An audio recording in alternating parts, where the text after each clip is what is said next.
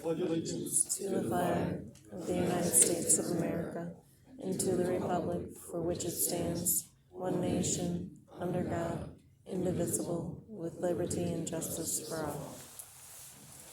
Thank you all for coming, people. If everybody has not signed in, if you would please, sign up sheet over on the table. Everybody's in attendance tonight for our meeting.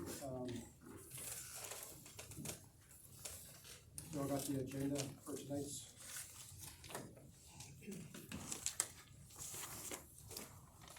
I'd like to make a motion to accept tonight's agenda as presented. Want a second discussion? Hearing none, all in favor? Aye. Motion carried. October 2024 meeting minutes. I'll have a copy of those.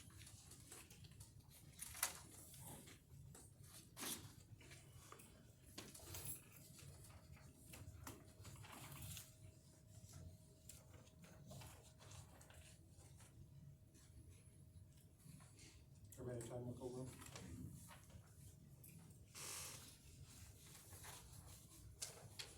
Thank you, motion.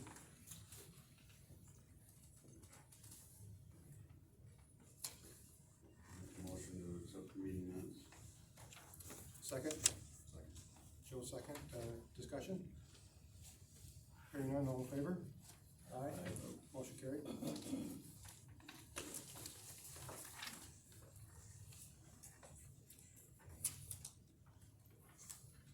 Public comments for agenda items only. I'll open up agenda, or public comments for the public for agenda items only. Ron Buckholz, 6124 Cutler Road, south side of Town Line, Lake.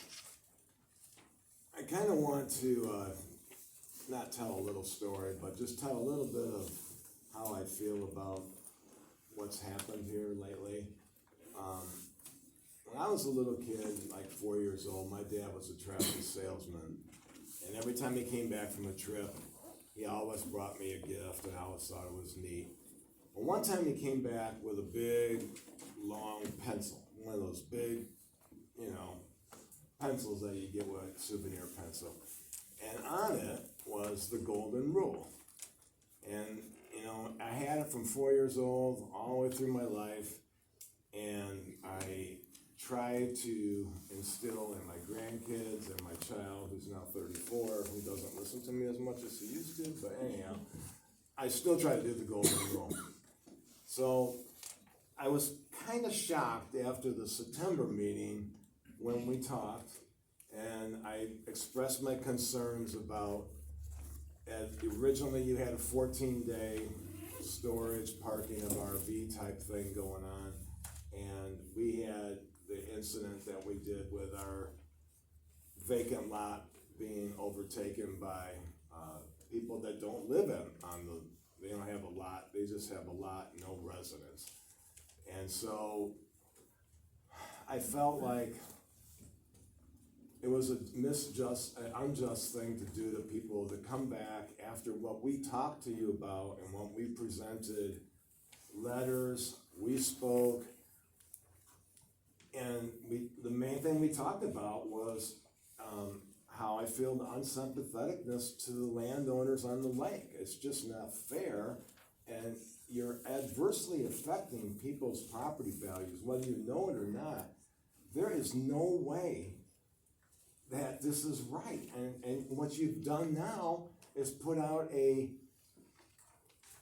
rough draft, I guess you would call it, but I thought it was kind of a final draft you were working on. But to go from one trailer for 14 days in a calendar year to all of a sudden creating a permit to let people stay with 3 trailers and possibly a porta-john on a lakefront lot in between 2 residential houses. And some of the words I got from the commission was, well, it's just not a Buckholz problem or Buckholz thing. And I'm like, okay, there's a lot of people that own homes that have adjoining lots. the economy kind of stinks sometimes. People pass, people get older.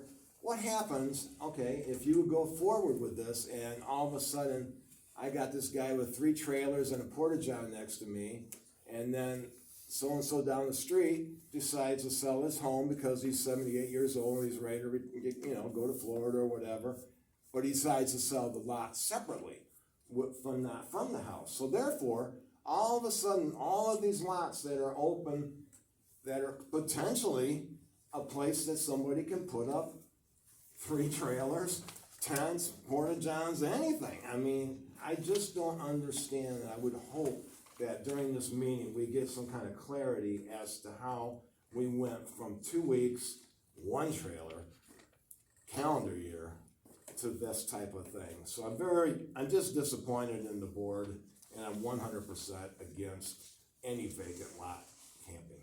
Thank you. Yep, agenda item 3 minutes. Frank Nerschel, 6591 Schmead Road, Cato Township, Honeymoon Heights, if that makes a difference. I appreciate what you guys do, your service for the community, but I'm a little confused. What Ron talked about is on my mind, but also the fact that I didn't know about this going on until I was told about it by an individual. Now, community news should be more prevalent than that, so everybody has an opportunity, to voice their opinion. I've been living on Town Line Lake by Fort Lincoln Park since 1976. And what I see going in this current proposal seems to me like the needs of the few are outweighed by the needs of the many. You've got some, as we stated, empty lots that potentially can be abused. I've got Fort Lincoln Park just 6-7 houses down, and that's handled very nicely. But when you get into a private situation, I think it can get out of hand. I'm concerned that we're dealing with these smaller issues when, again, the needs of the many, and I'll go back to the boat launch on Town Line Lake. I busted my trailer getting my boat out because the boat launch is in extremely bad condition. I can remember when my kids could come up and my grandkids could come up on a weekend and enjoy the lake. Now there are so many boats on it, and the reason for that, or one of the reasons for that, is the campgrounds used to have 10 or 12 boats on it. Now there's a marina there. They have probably 25, 30 boats on it. Back to the boat launch again for a second. It's in bad shape because there are bass tournaments on that lake every week. They come in with their high-powered boats. They power offload. They power back on their trailers, and they wash out the launch. So there are these issues, I think, that are more worthy of your time and efforts than some of the minor changes on these lots that are going to cause anxiety and ill feelings, I'll call, within the neighborhood. The vast majority of the people on the lake are good. They don't want to see people coming in just hoop and holler. They'd like to have the lake as pristine as possible. Life goes on, I understand that. The church camp sold out. So now they're putting in housing over there, but single housing. Back to the campgrounds, you've got an influx of 25, 30 boats that on weekends they just stir the crap out of the lake, excuse my French. I wish you would look at the bigger issues. Septic is another one. If you do a casual run around the lake on a pontoon on the week, because the weekends are crazy, you get a fairly random smell of septic, which causes the weeds to grow more, degrading the whole area. So again, I wish you would think about this. I think they have a valid point, and I think it needs to be considered. Thank you. Anybody else? Bill Winter, trustee of the Ed Winter Trust, Lake Cutler. I'd like to know what's actually just driving this new ordinance. Thank you.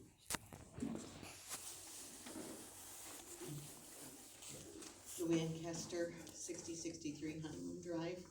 I have a problem with travel trailers coming in and placed weekends for weeks at a time, months at a time sometimes, and it adds to the population of the lake and congestion on the lake every weekend, and drunkenness on the lake every weekend. A lot of abuse goes on.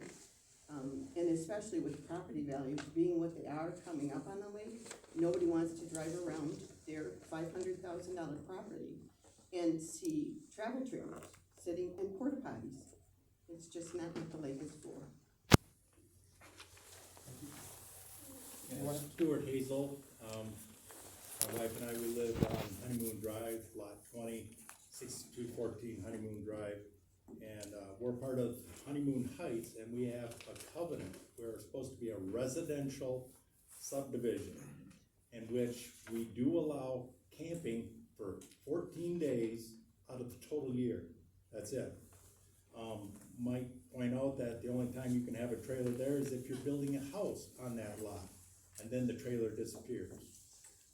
Another case in point, 2 or 3 years ago, we actually took one resident to court because they were keeping a trailer there year-round on their lot, living in it.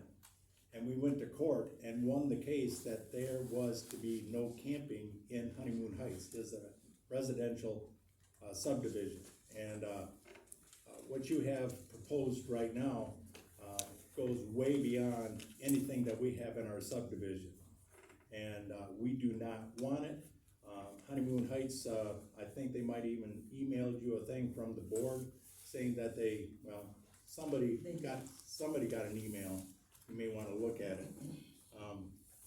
Concerning the disapproval of the board, saying, no, we don't want this. This is way beyond anything that we want in here. We want to be a residential subdivision. We don't want extra people just coming in, opening up on weekends and then disappearing, or keeping porta johns all over on vacant lots and trailers on vacant lots.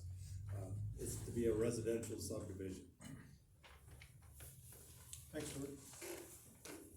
Eric Lang, 6685 Hemlock.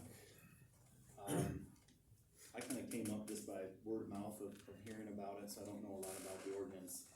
But as far as 2 cents worth, I would be real concerned about a slippery slope of trailers at will all over the place. I think it's a horrible idea when you're trying to, property values is one thing, but just safety, and you want to create a neighborhood, you want to create a community.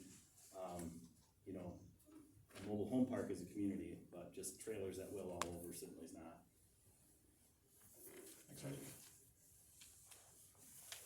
Jenny Town, Cato Township, and be a proxy for Tony LaFever and Jen LaFever. We're not in Honeymoon Heights. They are on this west side of Townland Lake. And I would challenge any one of you to go out to Honeymoon Heights and look at the lot size. I'm gonna veer away from this travel trailer thing because I'm in total agreement of it. But there's only a handful, after I drove all the way around the lake, looked all the way around the lake, of homes that are already on 75 foot or wider. Most of these lots are 33.2 feet. They have homes on them, and there's nothing in here that says anything about what if something catastrophic happens to those homes. Can they not build again? Do they have to get a $400 variance to build again when they already have a home sitting on that lot? there's nothing that says they can ever build back again. Because this says they have to build on 75 feet. So I would challenge every one of you people on the board to look at the plat map, drive out there, see what these people are talking about the dynamics and the atmosphere of a lake, and they have a legitimate complaint. And also I have an issue with the accessory building that can go on the waterfront because there's no stipulation in there as to what it needs to look like. So I can put a 120 square foot accessory building down on the waterfront, and I could block everybody's view from the lake because there's nothing in there that says I can only put just a standard small roof on it. I can't go 6 feet high. If I go 6 feet high, I blocked off everybody from seeing it. So that's my issues with it. And to piggyback on the RV trailers, we do not want Town Line Lake to look, in Honeymoon Heights, to look like Schmid Park. Got that right.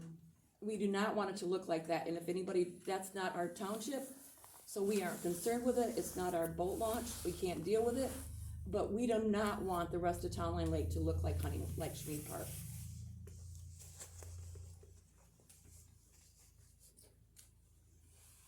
Anybody else? Whoops, I'm a little tipsy today.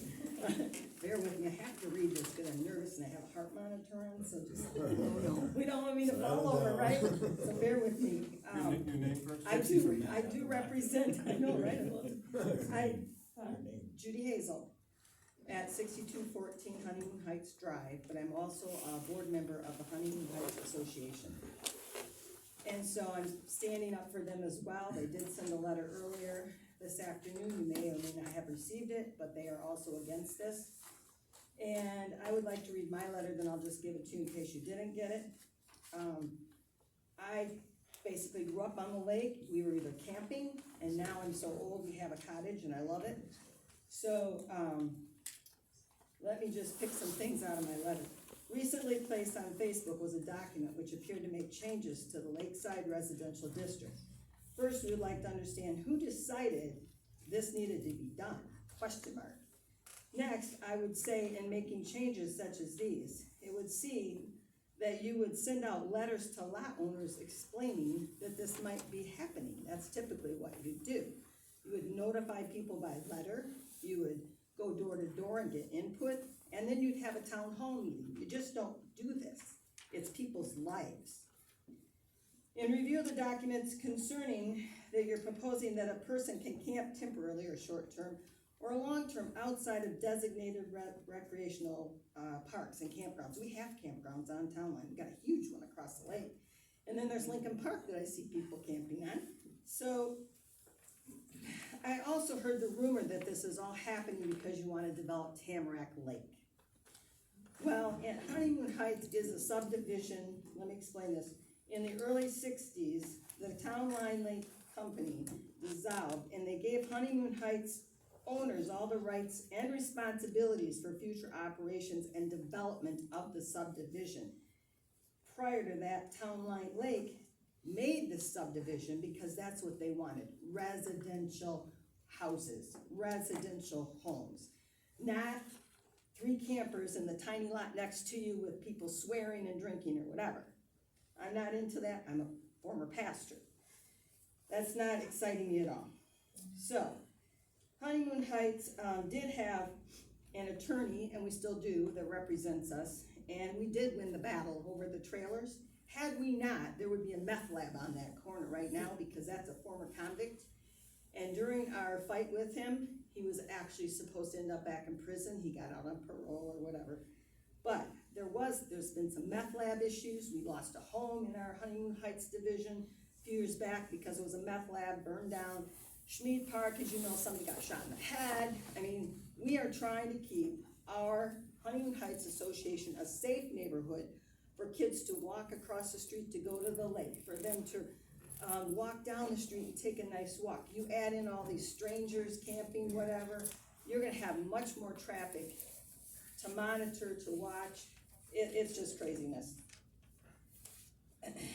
We do oppose this, and it seems to be you're kind of crunching in on our rights and our freedoms as homeowners in Honeymoon Heights. We also, though, would like to say, should you think you still need to do this, I would ask you, does any one of you live in Cato Township? Number one, do any of you live on the lake? Number two, number three, do you have any idea what it's like to live in a nice subdivision on a lake with nice rules, keeping it look so there's not blight? We also fight blight in Honeymoon Heights. We don't like it trashed. We want our home values to stay up. So if we have to sell, they're up. That's important. You start bringing in the camping, they're gonna take a dive. You're gonna be hurting Town Line Lake residents. I don't know about Tamarack, cause I'm not familiar with it, but I heard they're not too excited about you either. So I would take a serious look at yourselves and try to figure out, why are you doing this? Are you doing it for the dollar? Why, what are you trying to do? I don't understand it. Maybe you can explain it to us during your meeting. But I would certainly suggest, should you ignore all this, that you do notify people, you do have a hall town meeting, that's proper government. And then lastly, you can exclude associations from your proposal. So if you pursue that, mainly for Tamarack Lake, I would request that you exclude Honeymoon Heights Association, along with, I believe there's one more association on that lake. Thank you. Jamie Snyder, Cato Township. So, while I don't disagree with these people, I'm gonna stand up for our planning commission who's worked their butts off over the past couple years. They have been working on the master plan for over a year. They did send out surveys to Cato Township in the last year and a half. Very, very few people responded. So I am standing up for them and saying they have notified people. There have been public hearings for all this. They have been working on the master plan, not just Lakeside Residential, but everybody in Cato Township. They have been working for and trying to work on this master plan to upgrade it and make it more feasible for the community. So I hear you guys and I understand and agree with what you're saying, but they have been in the process of working on this. So I don't know where the communication breakdown happened, but this went out well over a year ago where we had Danielle here working on. Like an email kind of a thing? They did mailers, they did Facebook notifications, I posted it out there. The village posted it out there. There were many ways for people to get out there and get their information. We had Danielle even did a little thing in the building here where people could come in and ask questions and give their opinions. So it was out there. These guys have worked their butt off. They are not trying to go after your money. They're not trying to do anything. I will back these guys 100%.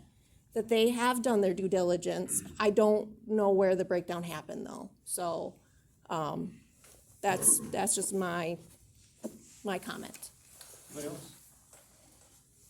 So kind of new to this, Greg Sims, 6642 Birch Shore. So I agree with all the complaints about the campers, what Jenny said.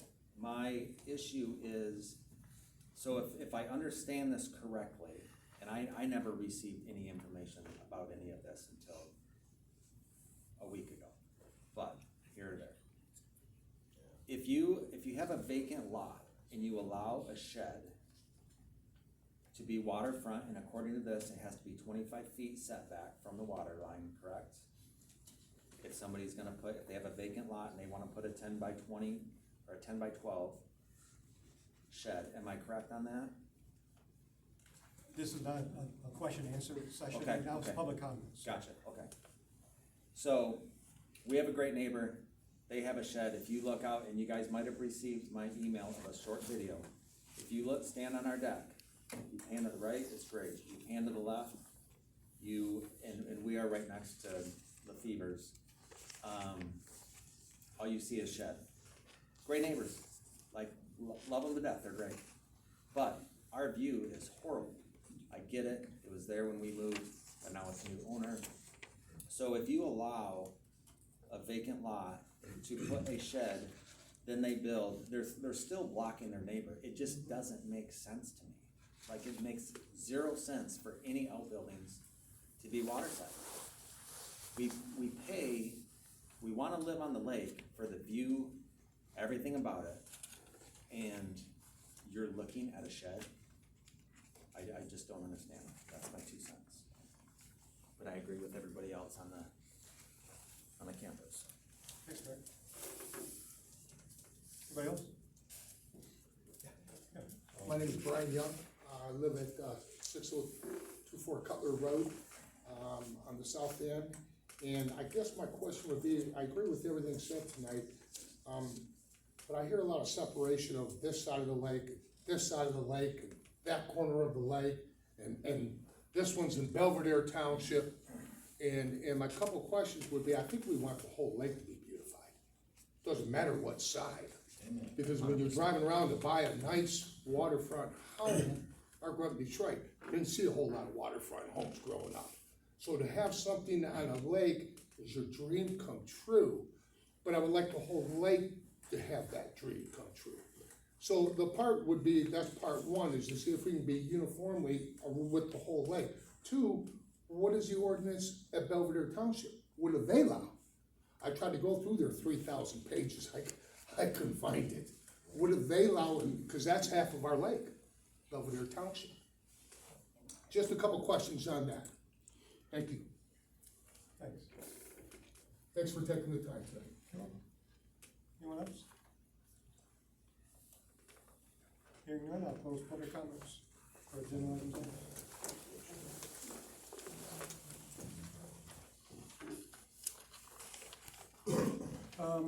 Zoning update, Dave, Kelsey? Okay, you want to get into September since Yes. last month? Yeah, Okay. just real quick. For the month of September, at 8450 Tamarack Road, there Quiet, was please. a 12 by 20 shed. The complaints was 6100 Cutler, they had a camper there longer than 14 days.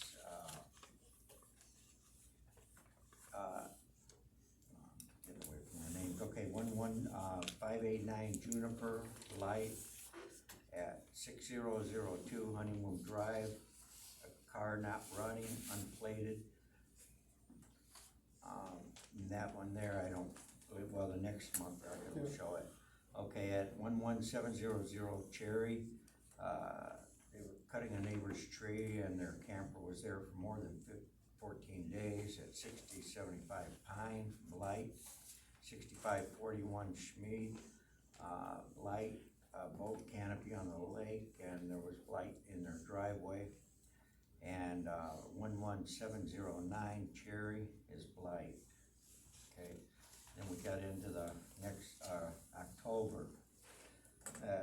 8615 Tamarack Road, pole barn, lot 434 and 435, living in a camper, that they're compliant now. And at 11709 Cherry Drive, Blight, they are compliant. At 6075 Pine Road, Blight, they're compliant with that, and there's supposedly it was an unplated vehicle, but I can't issue any violation because I couldn't read their plates. It backed up against like some wooded area or something. Okay, and then at 6541 Schmid, there's blight, and that was 2 things against the ATV. They're compliant now. And at 8795 Cherrywood Lane, a 3-foot fence. And at 11381 Hickory, there's a violation there right off the top of my head. I couldn't tell you unless I dig in my papers there. I didn't complete that. At 11589 Juniper Light, and I gave a ticket on that. And just today I received a phone call. There's a blight on Cutler Road. Back about 2 years ago, the guy had a lot of issues there, and went to court. It was straightened out. Now it's getting worse again. It's close to Bacchus. I don't have the address with me. It's not on your sheet because I just you know, I printed this stuff out earlier and, That's like in November, right? Should be Pardon? 70. Yeah, it'll be in- 7106 was brought up at our township board meeting. 71. 7106. Okay, well, I went ahead and, got pictures and sent the notice to the owner, he lives in Grand Rapids, and I just put it in the mail tonight, so. And, that's about it. Anything else then? No, good? Yeah. Board update? Dave? You asked about a updated, zoning map, and she called Danielle, and Danielle said that's in the process, but this is where everybody has to understand. Right now, we're working on text amendments first, and then we have to decide the 3 major lakes. Then we have to do the boundaries on the lakes for the zoning, for this lakefront residential zoning. Then we have another public hearing again, and when this is all said and done, then she can make the new map to show, cause they're not used to making a map for one thing, turn around making a map again. So no matter what's decided on, even tonight in the lake residential district, none of this can take effect until this last thing is done with another public hearing. That's what Brandy wanted to make sure that knew, why the map has not been updated, because that's why we're trying to work on, get a new map from Danielle, but we have to go through this first, and then, for That'll be in recording. the books for 2025 though. Yes, Right, and yes. that was the, Yeah, that was that's the the whole, that's what justice. she just wanted, cause she's gotten a lot of calls, that's the whole thing is, this isn't gonna happen overnight. Now, the, recording secretary is still has been posted, your position, Phil, has still been posted, and nobody's came back yet. On January 9th or 11th at the community college, there's a training for either township board or planning commission. If you're interested in going to either one, you can contact Randy, she has the information. What was the date on that? January 9th or 11th at the community college.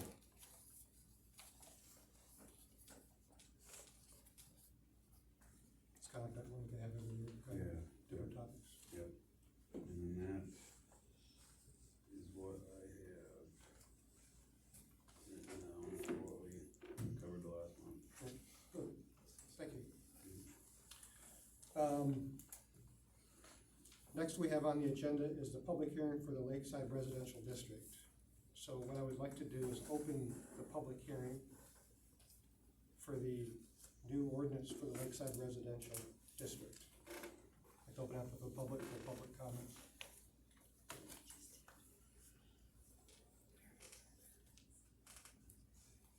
I guess I'll go. So when I reviewed, cause I really didn't know much about the master plan, and I didn't even really know much about the zoning ordinances until this whole thing came about. So when I looked at the